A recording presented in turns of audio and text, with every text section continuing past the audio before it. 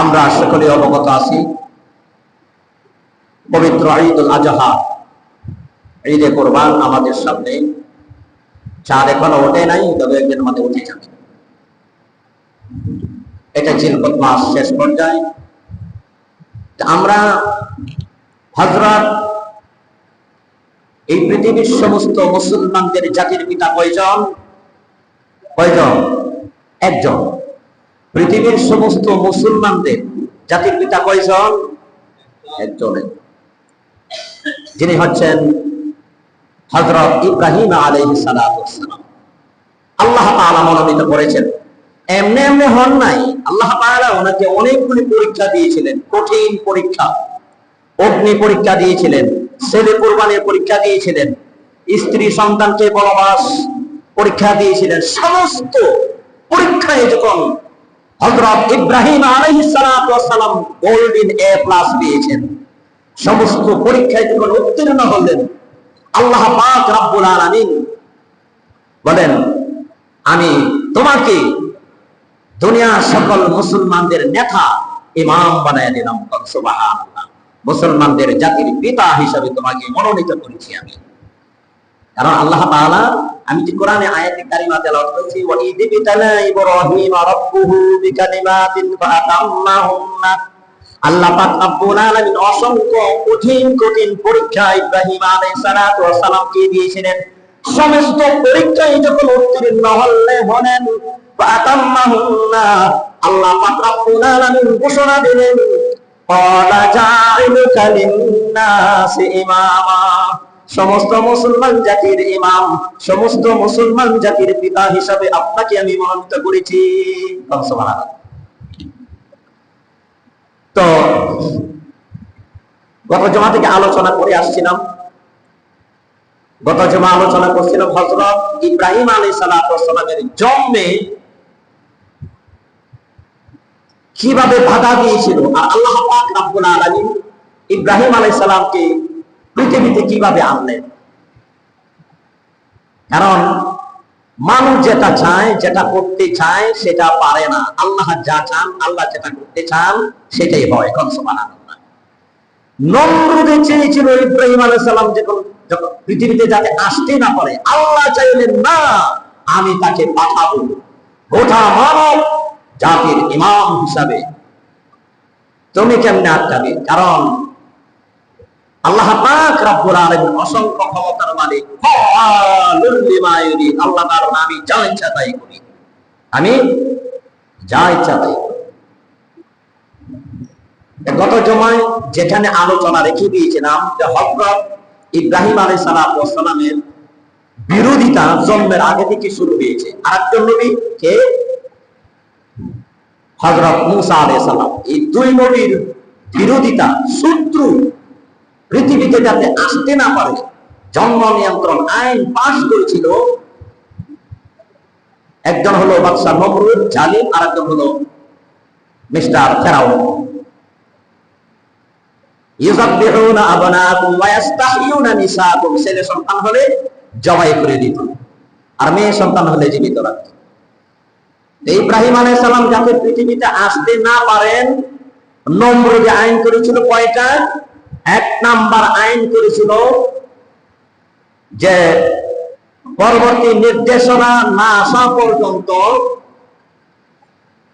কেউ স্বামী স্ত্রীর মধ্যে মিলন করতে পারবে না, এবং যারা অবিবাহিত তারা বিবাহ করতে পারবে না। 3 নম্বর হচ্ছে সকাল বিকাল এই যারা গর্ভাবস্থা মা বোন, তাদের চেক আপ করা হতো, সকালে একবার বিকালে একবার। ওই যে সে স্বপ্ন দেখেছিল, স্বপ্নে তার স্বপ্নের পশ্চিমে গিয়ে খান পেয়েছিল, এবং তার মাথার যে গোসা দিয়েছিল যে যুবক, শেষ পর্যন্ত আল্লাহ পাক রব্বুল আলামিন যেটা চাইলেন সেটাই হলো। আলোচনা রেখে দিয়েছিলাম হযরত ইব্রাহিম আলাইহিস সালাতু ওয়াস সালাম সমস্ত পুরুষদেরকে, বিবাহিত পুরুষদেরকে জেলখানায় বন্ধ করেছিল, অবিবাহিত পুরুষদের বিবাহ বন্ধ করে দিয়েছিল, আর মা বোনদের সকাল এবং বিকাল সিকিউরিটি গার্ড, পুলিশ এবং চেকআপ করা হয়েছিল, কিভাবে যাতে না আসতে পারে।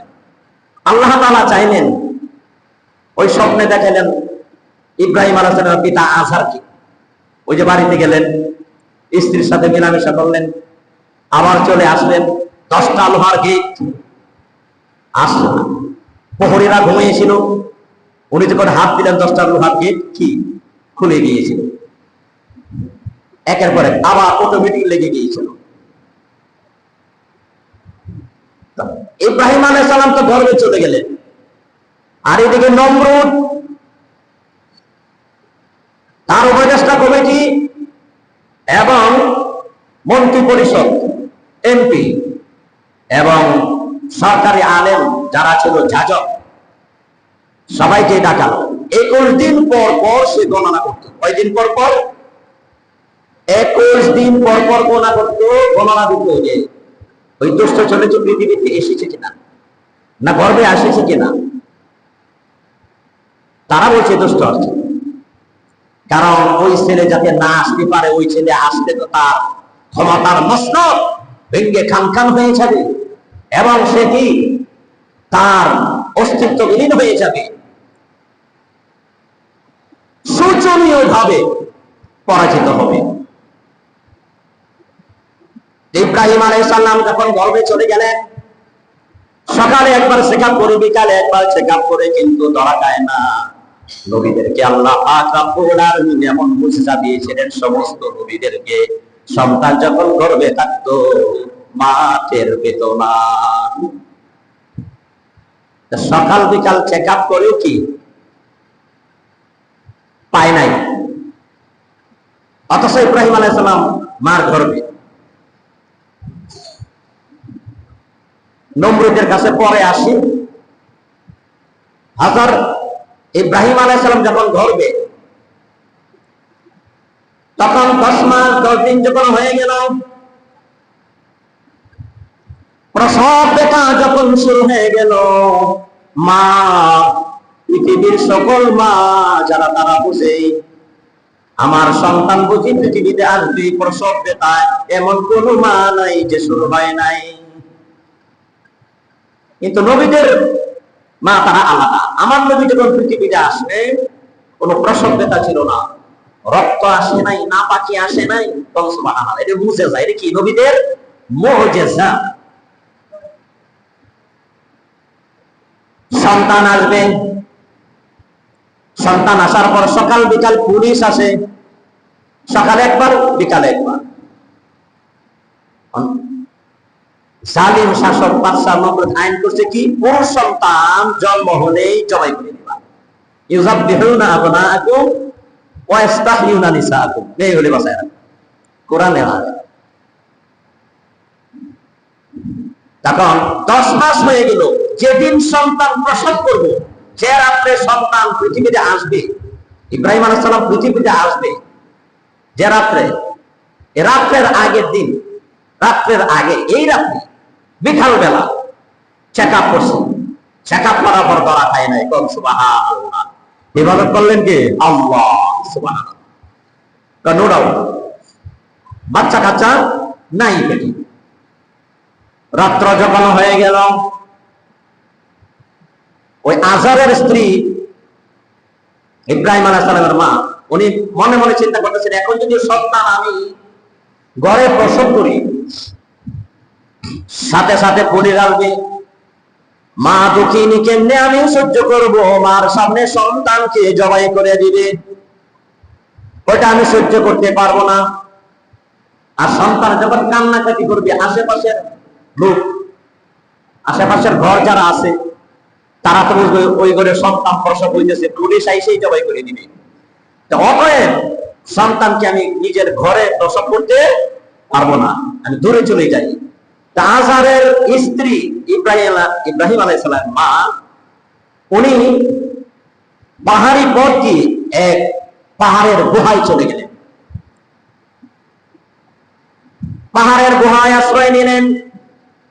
গভীর রাত, সন্তান যখন প্রসব হয়ে গেল, এত সুন্দর সন্তান, এত সুন্দর চেহারা, কারণ আল্লাহ পাক রব্বুল আলামিন সমস্ত নবীদেরকে সুন্দর করে পাঠিয়েছেন। ইব্রাহিম আলাইহিস সালামের যুগে ইব্রাহিম নবী ছিলেন সবচেয়ে সুন্দর, ঈসা আলাইহিস সালামের যুগে ঈসা নবী ছিলেন সবচেয়ে সুন্দর, হযরত মুসা আলাইহিস সালামের যুগে হযরত মুসা আলাইহিস সালাম ছিলেন পৃথিবীর সবচেয়ে সুন্দর।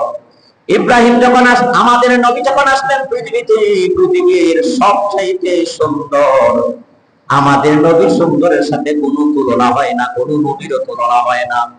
কারণ আল্লাহ পাক রব্বুল আলামিন এমন সুন্দর জ্ঞান সৃষ্টি করেছেন আমাদের নবীকে।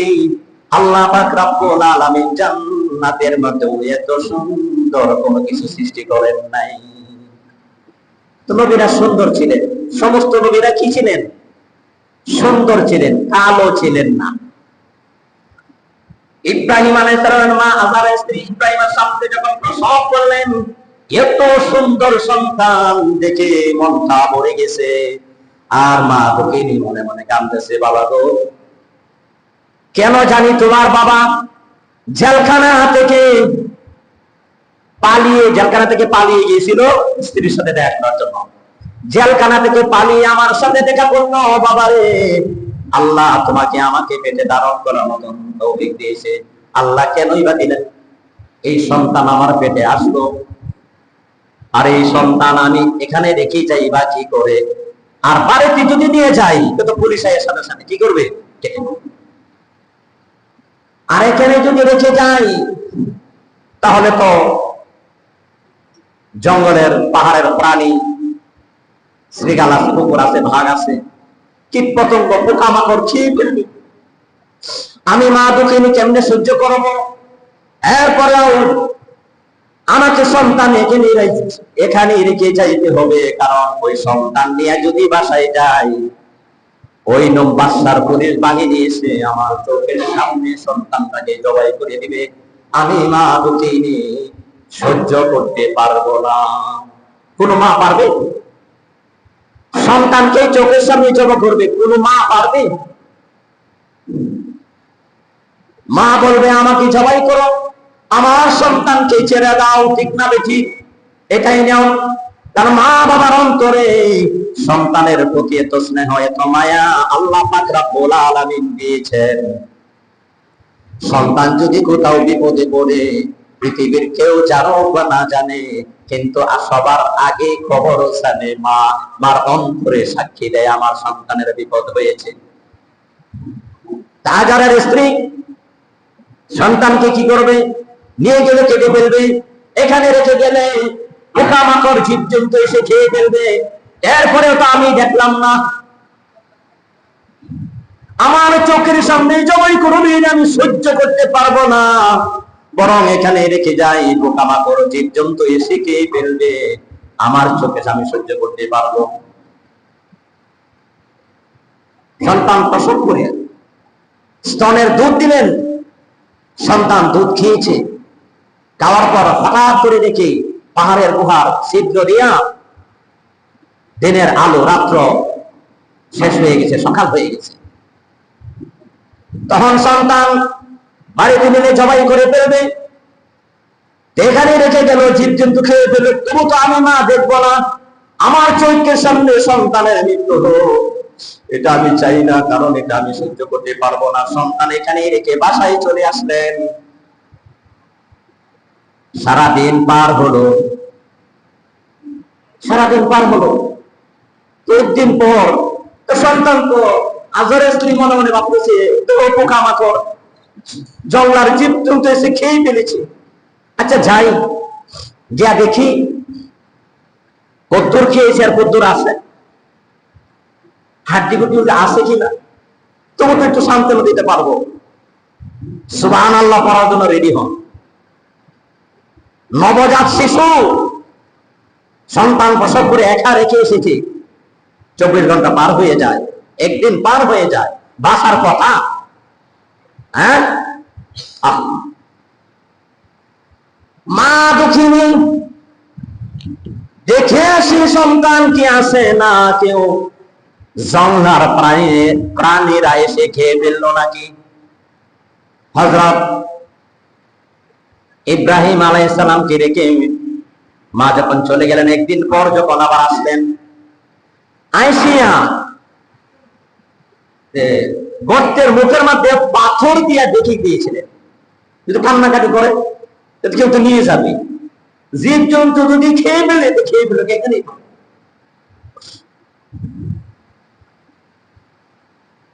পাথরখানা সরাইয়া দেখে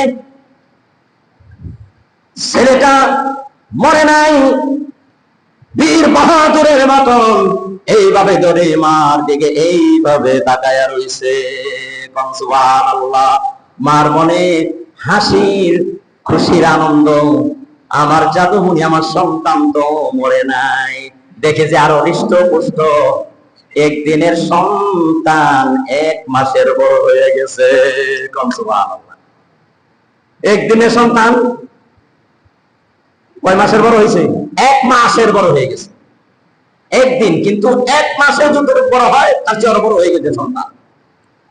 মা সন্তান কোলে নিলেন, সন্তানকে স্তনের দুধ খাওয়াবেন, কিন্তু হাজারো চেষ্টা করার পর ইব্রাহিম আলাইহিস সালাম মার দুধ মুখে নেয় না, ঘুরাইয়া দেয়, কোনোভাবেই দিতে পারল না, সন্তানকে দুধ খাওয়াতে পারল না। হঠাৎ করে তাকায় দিয়ে সন্তানটা ওই কনিষ্ঠ আঙ্গুলটা এইভাবে মুখের ভিতরে দিয়া ধপ ধপ করে যেন দুধ খাইতেছে, আর দুধ পাই বেবি গাল বেবি এইভাবে পড়তেছে। আঙ্গুলি থেকে জান্নাতি নহর লাবানাম সেই দুধ পান করতেছে। তাকায় দেখলাম, সুবহানাল্লাহ। এরপরে কিছুক্ষণ দেখলাম কনিষ্ঠ সেই আঙ্গুলটা, ওই আঙ্গুল ঢোকায়া দিয়েছে মুখের মধ্যে। ঢোকানোর পর আমি তাকিয়ে দেখলাম আঙ্গুল থেকে কি সুন্দর মধু বের হইতেছে, টক টক টক করে মধুগুলি পান করতেছে, আর মধুগুলি বেয়ে বেয়ে বিদে পড়তেছে। সুবহানাল্লাহ। এরপরে এই আঙ্গুল ঢুকাই দিলেন, ওই আঙ্গুল থেকে জান্নাতের সালসাবিল শরাবান তহুরা বিশুদ্ধ পানি পান করতেছে। সুবহানাল্লাহ। মাকে যেন বোঝাই দিতেছে, মা তুমি সন্তান প্রসব করে তুমি আমাকে রেখে চলে গেছো। মা তুমি মনে করছো সন্তান যদি নিয়ে যাই তাহলে তো চোখের সামনে সন্তানকে কেটে আমাকে রেখে চলে গেলা একা, আমি একা, তুমি চলে গেলা, কিন্তু আমার আল্লাহ পাক রব্বুল আলামিন আমাকে হেফাজত করেছেন। জান্নাতের 5টি ঝর্ণা, দুধের নহর থেকে, মধুর নহর থেকে, ওই সালসাবিল নহর থেকে 5 প্রকারের ঝর্ণা পানি, মধু, দুধ, মধু, পানি, ওই 5টি ঝর্ণা আল্লাহ পাক রব্বুল আলামিন আমার আঙ্গুলের মধ্যে ফিট করে দিয়েছেন। সুবহানাল্লাহ।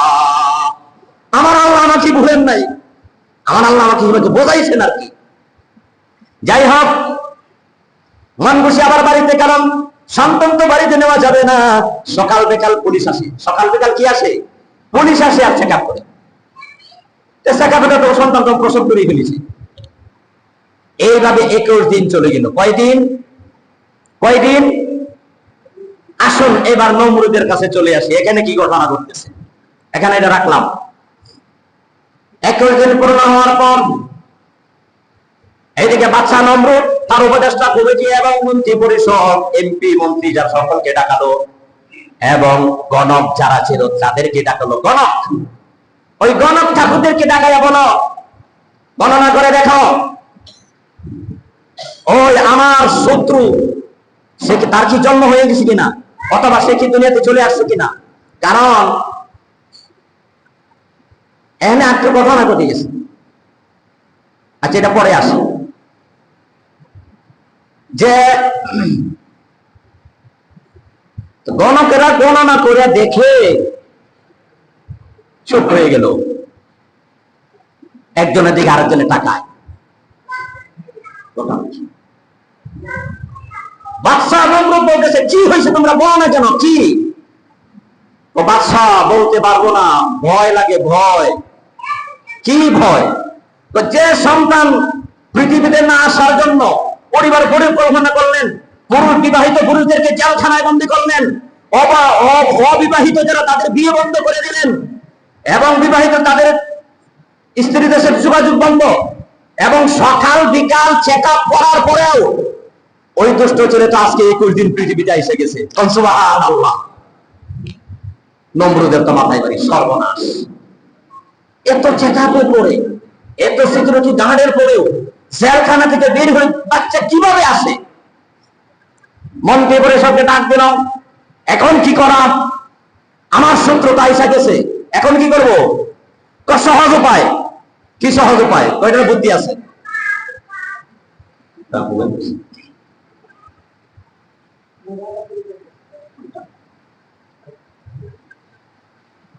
দিন হয় এসে গেছে।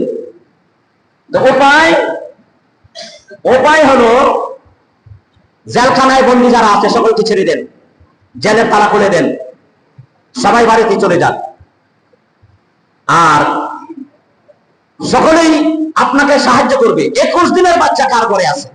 কয় দিনের বাচ্চা? 21 দিনের বাচ্চা। এবং ঘরে ঘরে পাহারাদার যার ঘরে আছে সেই বাচ্চা আপনাকে সাহায্য সহযোগিতা করবে, ধরাই দিবে। জেলখানা তালা খুলে দিল, সকলেই বাড়িতে চলে গেল। আজহার বাড়িতে যাওয়ার সময় 3 জনে 3 কথা লাগাইছে। 3 মহিলা 3 কথা লাগাইছে। কি লাগাইছে? আজহার, তুমি তো জেলখানায়, আর তোমার বিবি রাত্রে সন্ধ্যার পর সাজগোজ করে নতুন শাড়ি পিন্দে পরিধান করে সে পাহাড়ের কোন জায়গায় জানি নিয়ে প্রেম করে, কার সাথে জানি ট্রেডিং দেয়।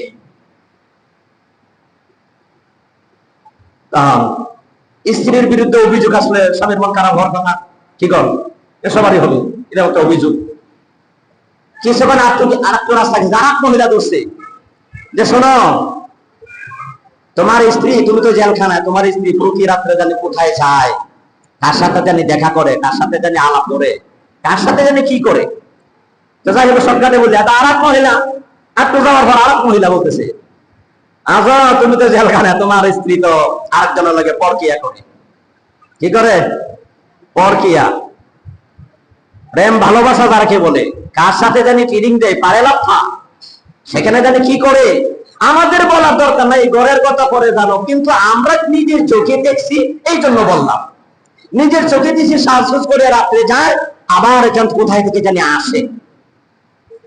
আজহার মনে মনে কয়, মাগি, হ্যাঁ আমি জেলখানায়, আর তুমি আরেকজনের লাগে প্রেম করো, হ্যাঁ পরকিয়া করো, আমি দেখবো আজকে রাত্রে আমি পাহারা দিব তোকে।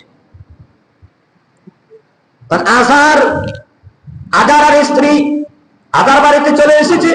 তার স্ত্রীর মায়ের মনে এত কান্না, কারণ এইদিকে আবার আসি, কারণ এইদিকে প্রতিদিন যায় 21 দিন, 1 মাসে 1 দিনের বড় 1 মাসের বড় হয়ে যায়। এইভাবে 21 দিন চলে গেছে, 21 দিনে 21 মাসের বাচ্চা হয়ে গেছে। সুবহানাল্লাহ। ওয়া মা তাশাউনা ইল্লা আইয়াশা আল্লাহু রাব্বুল আলামিন। মানুষ যা চায়, যা করতে চায়, কিছুই করতে পারে না। আল্লাহ পাক রব্বুল আলামিন যা চান তাই করেন। সুবহানাল্লাহ।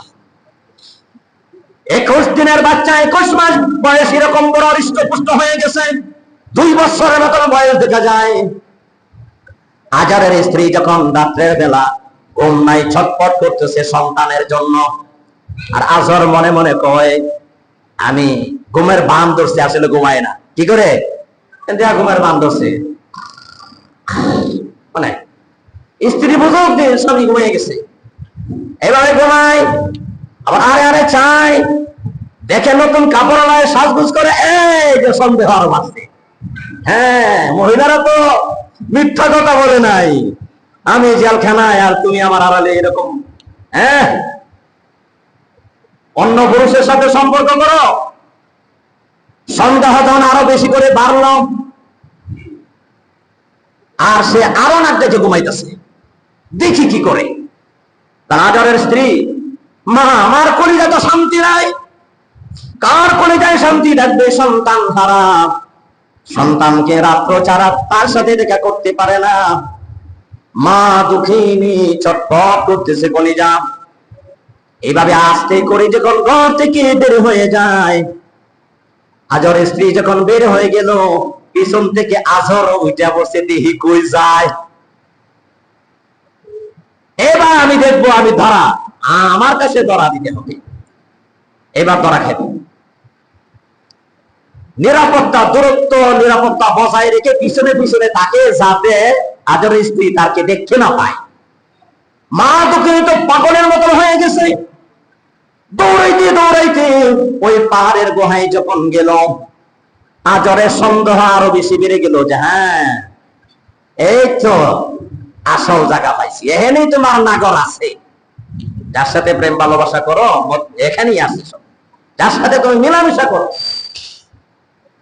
আজরে তাকায়া দেখলো পাহাড়ের গুহার পাথরটা সরিয়ে লাফ দিয়ে ভিতরে ঢুকছে। আজর গায়ে এই যে কাম হয়েছে, ওখানেই আছে, ওখানে আছে।